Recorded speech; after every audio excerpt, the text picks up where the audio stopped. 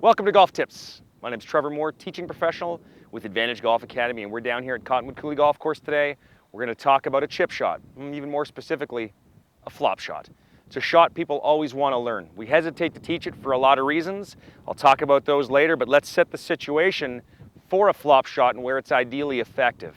When I sit here on the short side of the green is when our approach shot has missed the green on the side nearest to the flag. So in this case, you can see here, I'm at the back of the green or over the back, and the flag is at the back. So I have very little green to work with between me and the flag, very little opportunity to land the golf ball before it runs away. If the flag were at the front of the green and I were to leave it short, that would be the short side. If the flag was on the left and I missed left, or if it's on the right and I missed right, those are all the short sides. So when it comes to hitting your approach shot, number one, we want to avoid short-siding ourselves at all cost. So one of the reasons we don't teach it is, you know what, it's just not fully necessary. If you strategically play the golf course properly, this shot shouldn't be in play on a regular basis. So do not short yourself. When you get into this situation where the flag's at the back, always be the middle of the green or forward. If you're between clubs, take less club. When the flag's at the front, if you're between clubs, take the extra club to get on the green.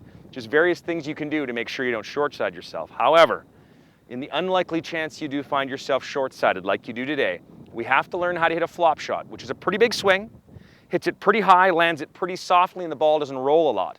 The downside is it is a pretty big swing.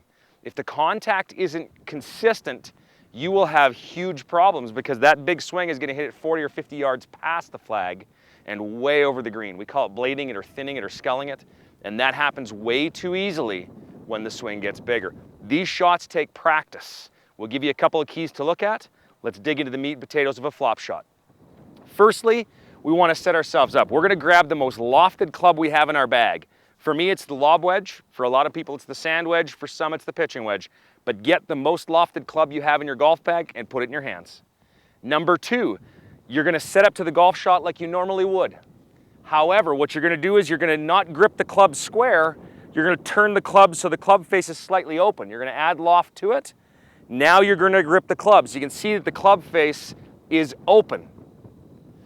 What we want to do here is open that club, grip it, and now we're just going to make a big swing and slide the club under the face of the golf ball. The ball goes nice and high, lands very short. Huge swing, ball went higher than it went far.